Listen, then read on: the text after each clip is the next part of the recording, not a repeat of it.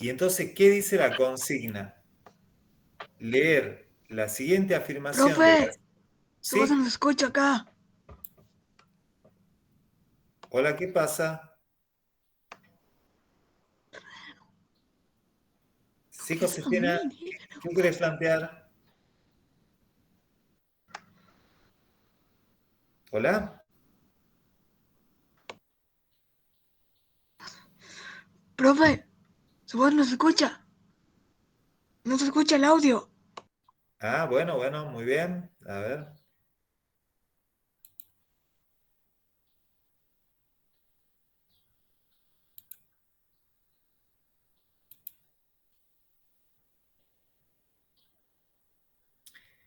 Chicos, bueno, ahí me dice Josefina que no se escucha el audio, que no se escucha mi voz. ¿Todos tienen el mismo problema? No, profe, yo le escucho bien. Ah, bien, bien, bien. ¿El resto están escuchando, chicos? Bueno, Sofía Sí, también dice que Se le perfecto. sí. escucha bien, Perfecto. profe. Bien. Bueno, Josefina, me parece, Celeste también. Bueno, me quedo más tranquilo. Gracias, Josefina. Quizás sea un problema entonces del audio de tu equipo, Josefina, fíjate. Gracias, Josefina. Bueno, entonces voy a volver a compartir.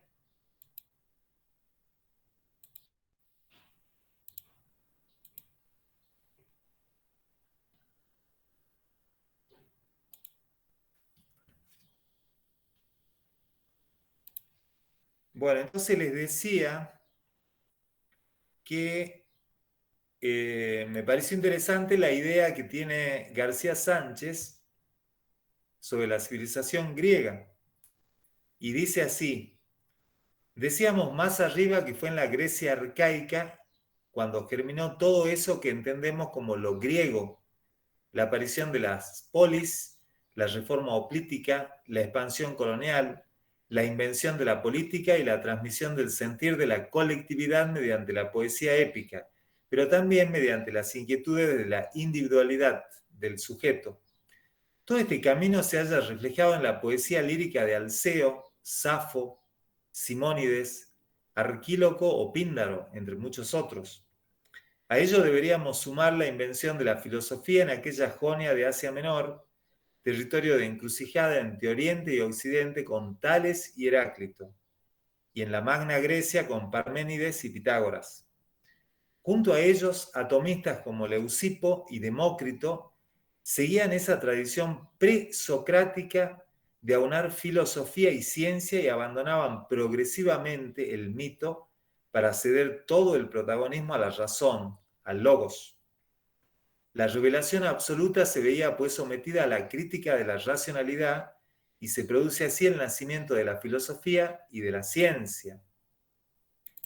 Las condiciones políticas y económicas del momento tuvieron no poco que ver en ello, y todas esas innovaciones germinaron sobre el humus de la ciudad, de la polis. El arcaísmo había alcanzado la madurez y cedía la consolidación de todos esos aprendizajes a la Grecia clásica. Bien, entonces, fíjense la consigna, ¿no? Leer la siguiente afirmación de García Sánchez sobre la civilización griega. Entonces, para García Sánchez, es en la época arcaica cuando aparece lo griego. Decíamos más arriba que fue en la Grecia arcaica cuando germinó todo eso que entendemos como lo griego. ¿Qué sería lo griego? La civilización griega. Una civilización. Es entonces fundamental para los autores que estudiamos la llamada época arcaica entre el siglo VIII y el siglo VI. Aparece ahí lo griego, la aparición de la polis, los ejércitos hoplíticos, se da la expansión colonial y dice el autor, la invención de la política y la transmisión del sentir de la colectividad.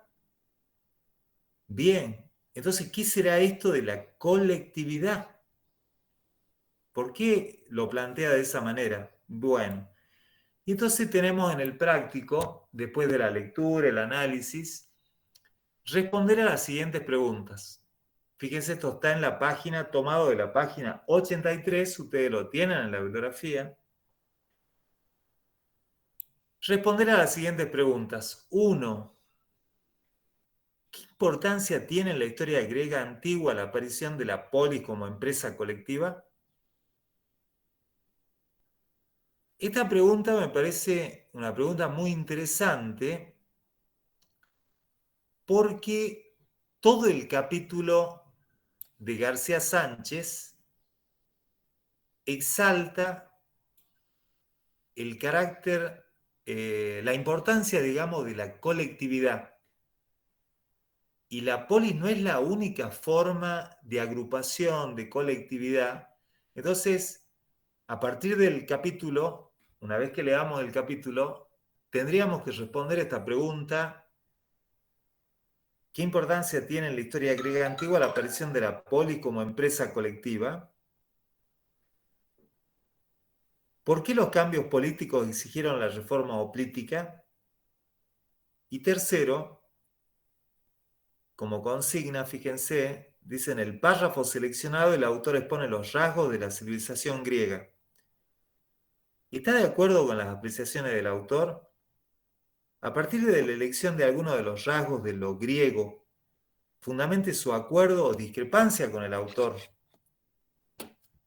Bueno, entonces ese es el punto A del trabajo práctico, que tiene entonces que ver con la noción de arcaísmo y civilización griega, porque para los autores, tanto para García Sánchez en el capítulo 2 como para Requena Jiménez Miguel en el capítulo 3, es en la época arcaica entre el siglo VIII y el siglo VI a.C.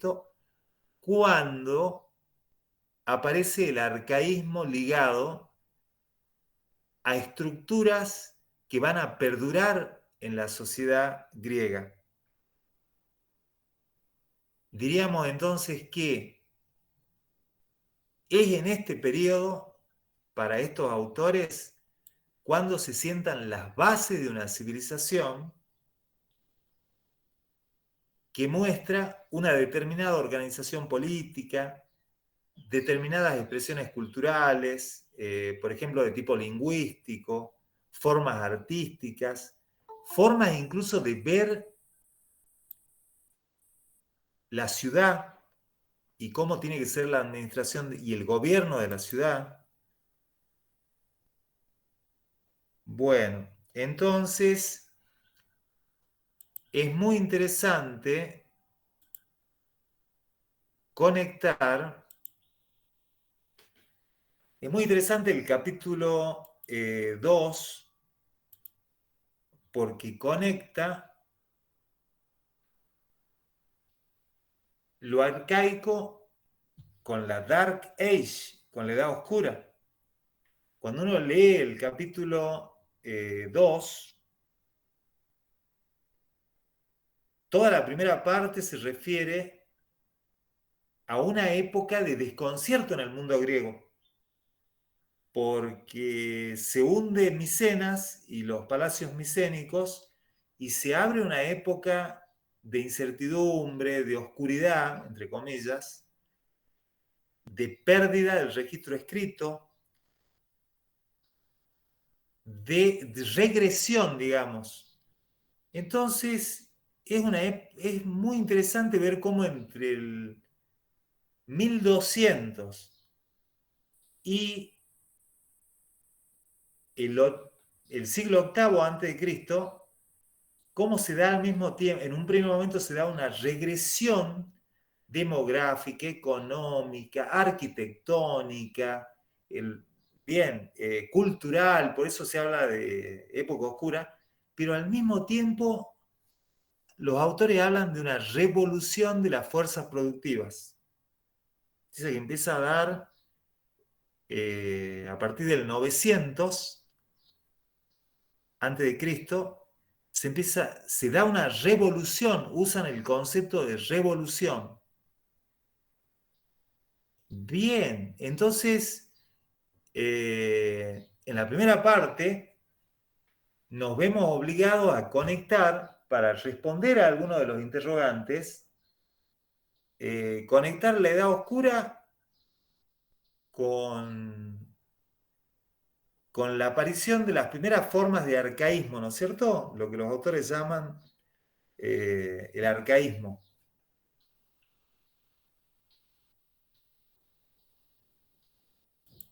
Bueno, entonces ahora vamos a volver acá y ahora, después de la presentación del primer punto, me gustaría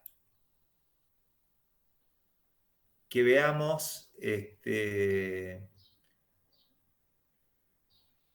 bueno, sus puntos de vista y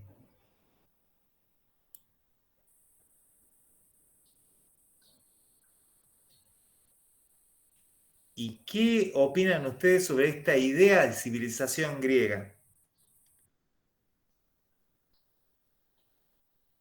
¿Qué sería entonces para el autor, para García Sánchez, cuáles serían los pilares de la llamada civilización griega de los griegos, teniendo en cuenta esta cita?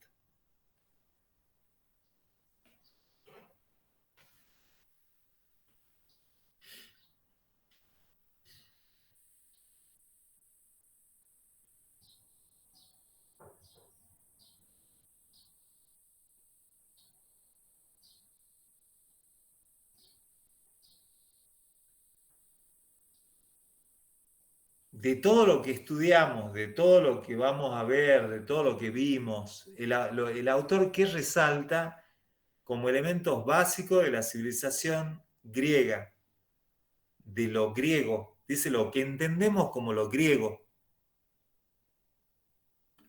Dos puntos, acá está. La polis, la reforma política, la expansión colonial, la invención de la política, la transmisión del sentir de la colectividad mediante la poesía épica, pero también mediante las inquietudes de la individualidad del sujeto. Bueno, entonces, es muy importante no perder de vista que la civilización griega tiene, para este autor, estos rasgos fundamentales.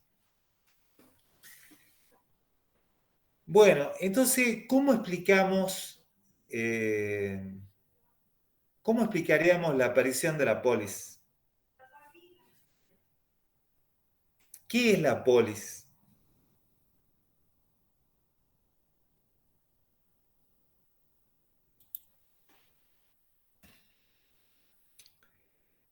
Cuando uno dice la polis griega, ¿a qué nos referimos?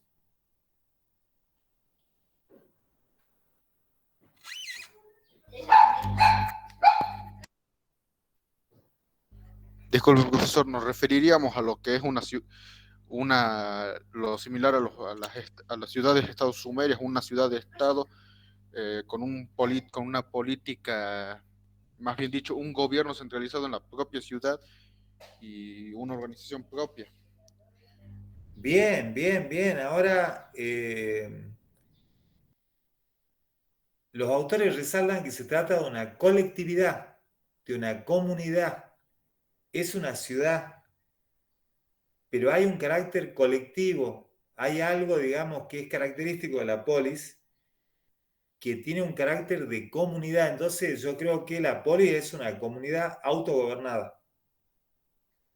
Como decís muy bien, que tiene sus propios funcionarios. Esos funcionarios son los arcontes. Son los arcontes. Ahora, ¿cómo se explica? Por eso es muy importante la lectura de estos autores. ¿Cómo se explica la aparición de la polis entre la Edad Oscura y la época arcaica? Recordemos que la Edad Oscura estaría comprendida entre el 1200 a.C. y el 800. Y a partir de ahí tenemos ya la Edad Arcaica. Entonces, ¿qué les parece a ustedes? ¿Cómo se puede explicar que de una época oscura se pase a un mundo de ciudades, estados, como dice Omar, de polis? ¿Qué ha pasado? ¿Qué es lo que permite ese desarrollo que los autores llaman revolucionario? Bueno, en una de esas ahora no lo podemos resolver, no lo podemos responder, pero a mí me parece interesante, quiero que vean a qué está apuntando también la primera consigna que yo le he puesto acá.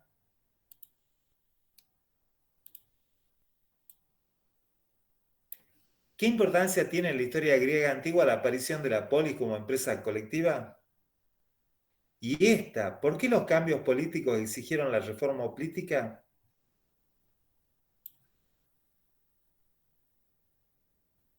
Bueno, entonces hay un concepto que está desarrollado en el texto que es básico para el tema de la polis, para el comienzo de las polis, que es el concepto de cinecismo. Cinecismo. Entonces, al momento de estudiar, no pierdan de vista que el concepto que tenemos que usar es el concepto de cinecismo, con C al medio, cinecismo, que significa el agrupamiento de aldeas, el agrupamiento de aldeas que estaban dispersas en la Edad Oscura y que empiezan a unirse y aparece lo que dice Omar, empieza a aparecer el fenómeno de la centralización. Este proceso de cinecismo lo vamos a ver en todo el mundo griego, claramente entre el 900 y el 700 aproximadamente, antes de Cristo, es decir, entre la Edad Oscura y la época arcaica. Entonces, algo interesante que tiene el capítulo número 2 que tenemos que estudiar, es que ahí está conectado la época oscura con la época arcaica. Y si bien se divide en edades, no están separadas totalmente, ¿no? No es que no hay conexiones. Y sí hay conexiones porque son procesos de larga duración. Entonces, el proceso de cinecismo sería el proceso en general por el que se va dando el agrupamiento de aldeas, la centralización que va a llevar a la aparición de las polis. Entonces es muy lindo ver cómo Grecia se transforma, pero no pierde el espíritu comunitario. No desaparece la idea de comunidad, quizás por una impronta tribal de los pueblos migrantes. Ya vimos en los temas anteriores la importancia que tuvieron los aqueos. Vemos que a partir del 1200, bueno, fluyen las migraciones de los dorios, y esta es una zona, Grecia, en el que hay un permanente movimiento de pueblos. Y la mayor parte de estos pueblos están organizados en grupos de familias, tribus, clanes. Bien, entonces fíjense que en general diríamos, si lo vemos como un proceso histórico, podríamos decir que entre la Edad Oscura, entre el 1200 y el 800, ¿sí? La Edad Oscura, y entre el 800 y el 600 a.C., ya la Edad Arcaica, se está dando el tránsito, se está dando un proceso que lleva, un pasaje que lleva de una sociedad basada en el oikos, en la casa rústica doméstica, en el dominio rural, liderado por el Basileus, por el rey, el Basileus, un gran señor importante, imponente, se está dando el tránsito, se está dando el pasaje de una sociedad basada en el oikos como unidad, como base, a una sociedad asentada en la ciudad, en comunidades de otro tipo. Bueno, así que es muy interesante. El capítulo, me parece que está muy completo, el capítulo 2, para ver ese proceso, ese tránsito. Y al mismo tiempo ustedes cuentan, recién está publicado, la clase teórica también en el aula virtual. Entonces, para la próxima clase, tienen aparte de la lectura, también la teoría, que recién fue publicada. Así que tenemos elementos para reflexionar, analizar las consignas y darle forma a esta idea que resalta el autor, que la polis es una empresa colectiva. Bien, entonces a mí me gusta la idea de que una polis, sí, es una ciudad, como dijo Omar, está muy bien, pero no hay que perder de vista que es una ciudad donde está viva la comunidad, es una comunidad autogobernada, es una comunidad que tiene su administración, tiene su culto. Fíjense el papel también de la religión, ¿no? Qué interesante el papel de la religión, porque empieza a aparecer en cada comunidad, ya existía en los clanes, en las tribus, en plena época post-micénica, cuando se hunden los palacios micénicos, vemos que están vivas la fuerza de la religión y que las diferentes comunidades, las diferentes organizaciones de tipo tribal, los grupos familiares, mantienen vivas las tradiciones religiosas.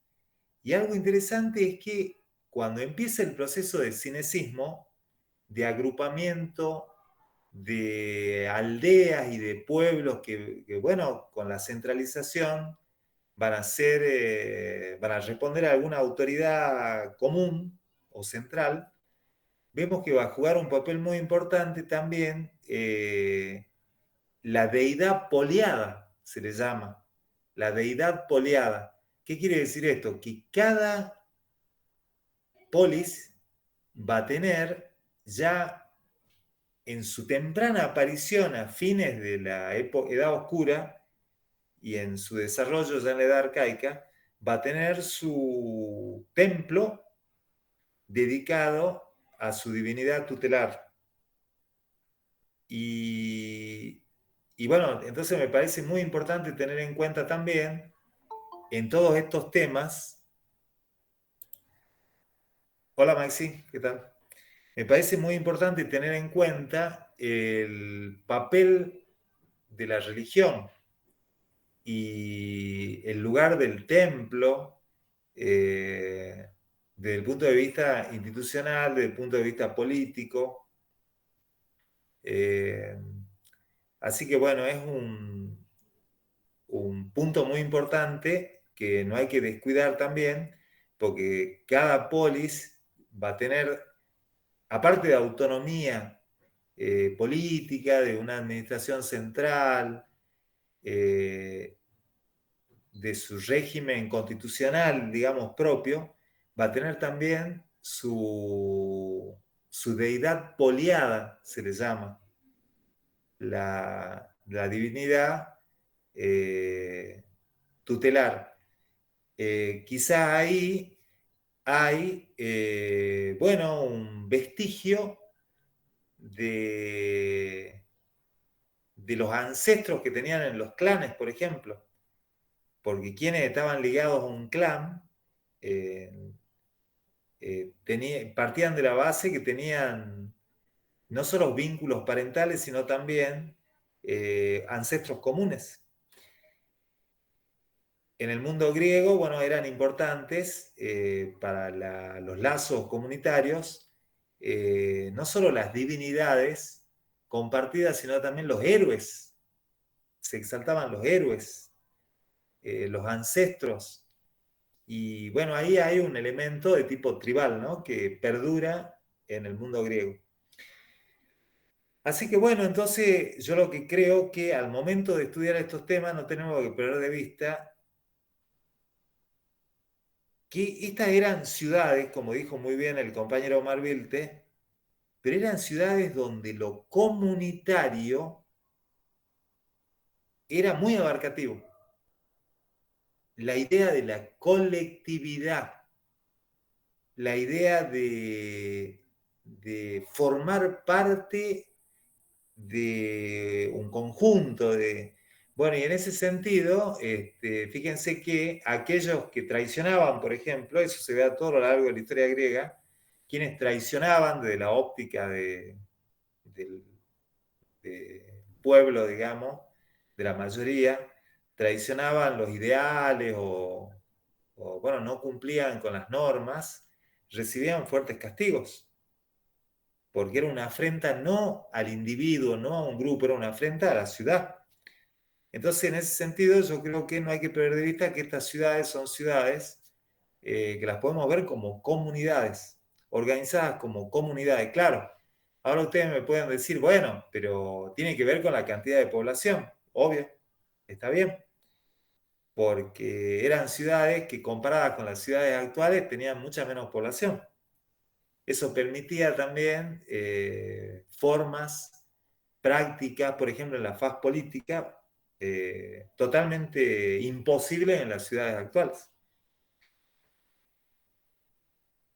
Bueno, no sé si me fui ya por las ramas, me están siguiendo, pero quiero que vean por qué me parece interesante leer, analizar estas citas sobre la civilización griega y responder la pregunta de qué importancia tiene en la historia griega la aparición de la polis como empresa colectiva. Y eso se conecta con la reforma hoplítica. ¿Qué significa la reforma hoplítica? Quiere decir que van a aparecer durante la época arcaica, van a aparecer lo que algunos autores llaman los ejércitos hoplíticos. Ejércitos hoplíticos, donde los propios ciudadanos defienden la ciudad. Entonces, a diferencia de las sociedades actuales y de las ciudades actuales, donde hay ejércitos profesionales y donde los ciudadanos nos desentendemos de la defensa militar de la ciudad, porque bien, cada uno se dedica a su profesión, a su actividad, a su oficio.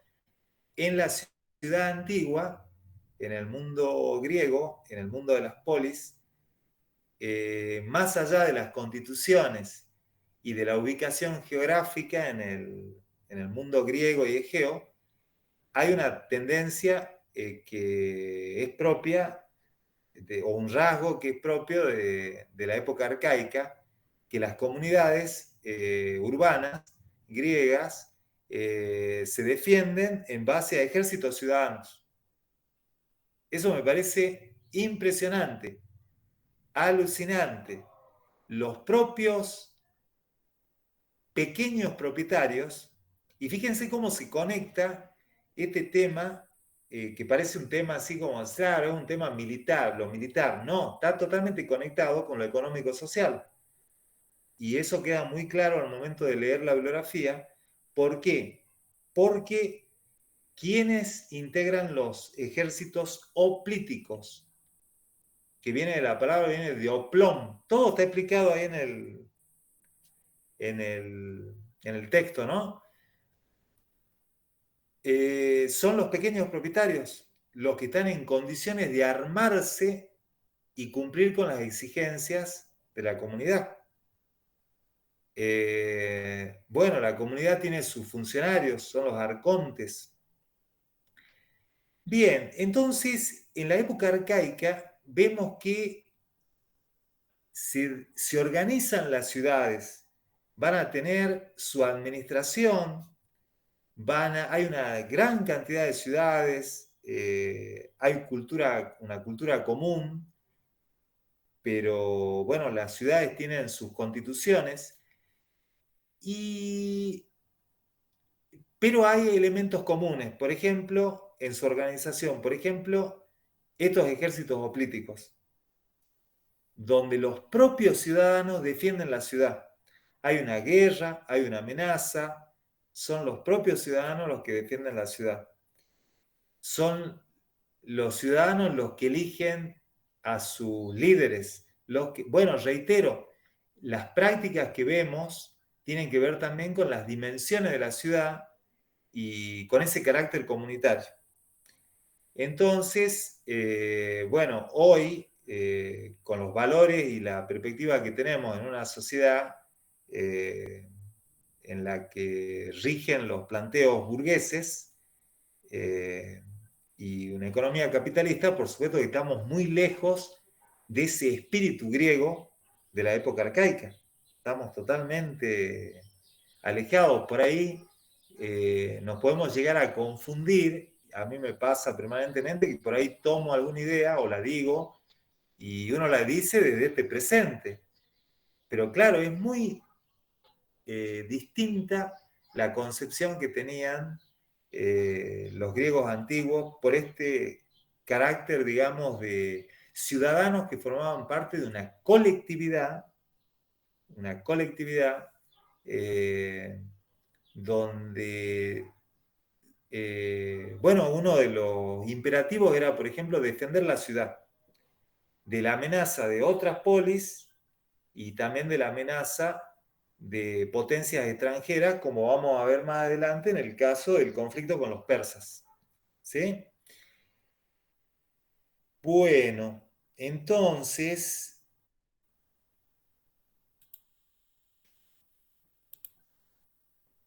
un rasgo propio de la época arcaica es el desarrollo de los ejércitos hoplíticos, las reformas hoplíticas, que van a mostrar también una crisis de autoridad de la aristocracia, que es tan importante en la Edad Oscura. ¿Por qué? Porque en la medida que avanzan estas reformas hoplíticas, donde los pequeños propietarios y los ciudadanos que no son los más importantes acceden a lugares de mando, a lugares de honor en la defensa de la ciudad, va mostrando también una debilidad de la aristocracia guerrera, la más tradicional aristocracia griega. En ese sentido, también es interesante tener en cuenta este tema. En el párrafo seleccionado, el autor expone los rasgos de la civilización griega. ¿Está de acuerdo con las apreciaciones del autor? A partir de la elección de algunos de los rasgos de los griegos, fundamente su acuerdo o discrepancia con el autor. Por ejemplo, ¿cuál sería un rasgo de la civilización griega para el autor? La aparición de la polis, la reforma hoplítica, otro rasgo, la expansión colonial. Ya vamos a hablar, si no lo hacemos hoy, la clase que viene. La invención de la política y la transmisión del sentir de la colectividad mediante la poesía épica. Bien, fíjense que yo acá lo que pretendo es que ustedes también manifiesten por ahí alguna crítica a lo que dice el autor, ¿no? Y no quiero incidir, pero a modo de ejemplo, por ejemplo, la forma en que él dice lo siguiente. Dice la invención de la política. Bueno, a mí, por ejemplo, esa idea de que en Grecia se inventa la política o que en las polis se inventa la política, a mí me parece un tanto exagerada esa idea. Si me parece un tanto exagerada, bueno, esta consigna me permite, bien, manifestar por qué. ¿Se entiende, chicos?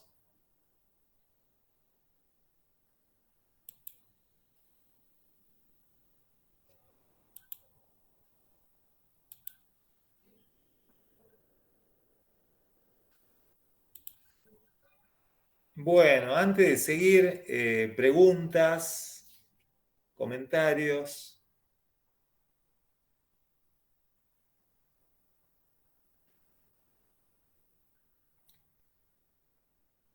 Lo griego.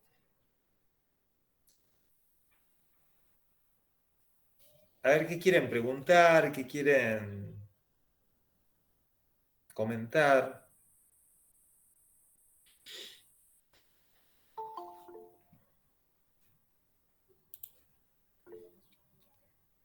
Sí, Pía, te escuchamos. Hola, profe Manenti. ¿Cómo andás, Pía? Bien, acá en su clase también hacen el trabajo de la profe Perla un poquito Qué pesado. bien, bueno, me parece bien. Las clases en la universidad son abiertas. ¿Sí? No, ya quería comentarle que, bueno, usted, no sé, no creo, pero no sé si se olvidó. Yo leí en el texto que la clase alta, toda la parte de la monarquía, tuvo que ceder un poco de poder para la protección de la polis por parte de la infantería oculta. Muy bien, muy bien. Está muy bien, Pía, es lo que justamente yo también lo estaba planteando, que muestra el avance de las reformas políticas, muestra la debilidad de la nobleza guerrera, de la aristocracia guerrera, que tuvo que ir cediendo posiciones y, bueno, espacios de poder, el control de los espacios de poder a ciudadanos de los sectores más humildes, ¿no? Tuvo efectos sociales también, no solo militares, sino efectos políticos y sociales también la reforma política. Así que muy interesante lo que estás planteando. Bueno, ¿qué más, chicos?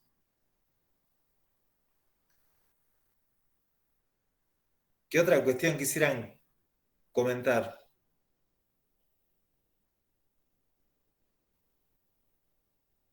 ¿Qué les parece? ¿Queda claro lo que hay que hacer en la primera parte del trabajo práctico?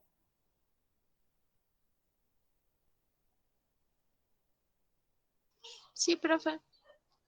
Bien, Celeste. Bien. Sí, entonces ahora para la clase que viene, eh, ustedes tienen tiempo de hacer las lecturas, escuchar la clase teórica, que ya está publicada, y así avanzamos en el estudio de este tema tan interesante, ¿no?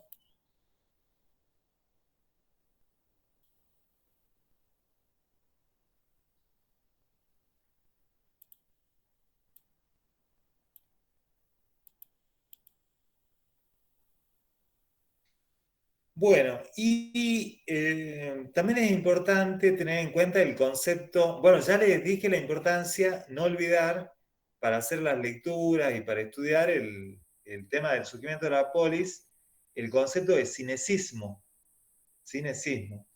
que está mencionado en el texto y ese concepto es un concepto que lo tenemos que usar para explicar en historia de Grecia la aparición de las polis, cinecismo. Bueno, y también hay otro concepto que tenemos que manejar, que es el concepto de estasis, S-T-A-S-I-S, estasis. ¿Qué sería la estasis? Sería guerra civil y está ligado a la crisis. Entonces, la época oscura y gran parte de la época arcaica presenta tensiones, guerras civiles por tierra, por bueno, en ese desarrollo de las polis, se dan tensiones, por supuesto, hay conflictos. Bueno, entonces el concepto de stasis, S-T-A-S-I-S, stasis. Entonces viene la segunda parte del práctico que vamos a preparar, en relación a los mecanismos de superación de las guerras civiles, a partir del siglo VIII, explicar, fíjense, ¿no? En relación a los mecanismos de superación de la stasis de las guerras civiles en las ciudades griegas, explicar los procedimientos utilizados en las ciudades en la segunda colonización griega, entre los siglos VIII y VI, y los problemas originados por su aplicación en el marco de la actividad colonial. Entonces, una salida para las guerras civiles, para la stasis, para la crisis y las guerras civiles, va a ser la expansión colonial a partir del siglo VIII. Bien, entonces acá juegan un papel importante las fundaciones, los procedimientos, y eso es lo que entonces a partir de la clase teórica, la lectura, en la clase próxima, entonces vamos a volver sobre estas cuestiones y ahí ya lo vamos a exponer en detalle, ¿sí? ¿Por qué hubo necesidad de tiranos? Entonces, en relación a la guerra civil, vemos que en algunas polis aparecen tiranos, tiranías. ¿Por qué las tiranías aparecieron en algunas polis en el periodo arcaico? ¿Sí?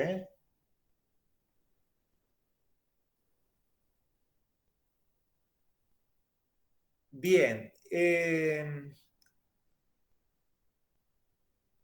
Y una de las polis conocidas, pero donde hay un gran problema de fuente, según lo que nos dice el autor, nos dicen los autores, es Esparta, que se desarrolla en el Peloponeso. Entonces fíjense que hay muchas polis que se forman, pero solemos estudiar las dos polis clásicas, digamos, que se estudian, son Esparta y Atenas. El problema con Esparta es que falta documentación, entonces miren lo que dice Requena Jiménez. La historia de Esparta ha sido idealizada. Dice que hay una idealización. Siempre se plantea un contraste entre Esparta y Atenas. En Esparta tenemos una oligarquía, en Atenas democracia. Siempre hay un contraste. Entonces el autor dice que hay una idealización de Esparta, que tiene que ver en gran medida con la falta de fuentes. Entonces ahí me interesa que reflexionemos sobre este tema, de cómo se usa también y cómo se escribe la historia griega, ¿no? Describir la organización de Esparta, la famosa Esparta. Y una pregunta problema, digamos, para reflexionar, ¿por qué, que no está respondido de manera directa en el texto y me parece interesante, ¿por qué Esparta nunca recurrió a la tiranía? Fíjense que en Atenas y en otras polis hubo tiranos, o sea, autócratas, que gobernaron al margen de las normas y de la tradición constitucional. En Esparta no, nunca hubo tiranía. Entonces, para que reflexionemos, ¿por qué Esparta nunca recurrió a la tiranía? Bien, y finalmente Atenas, la segunda parte. Bueno, y ahí termina el práctico 7. Explicar las transformaciones que permitieron superar la crisis de finales de la Edad Oscura y promovieron el desarrollo de la democracia ateniense. Esta es muy abarcativa y cada uno tiene ahí la libertad de explicar, bueno, de acuerdo a su punto de vista, su concepción. Así que, bien, y esta es más puntual, es poner sobre las reformas de Solón, los Pisistrátidas, la tiranía de los Pisistrátidas y las reformas de Clístenes. Bueno, entonces, La clase que viene, para la clase que viene, ustedes tienen esta tarea que es desarrollar el práctico 7 para exponerlo en la clase práctica del martes próximo.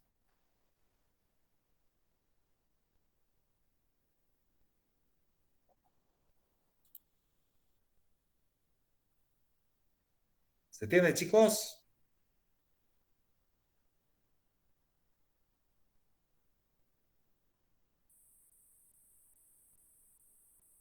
Ya tienen el trabajo publicado.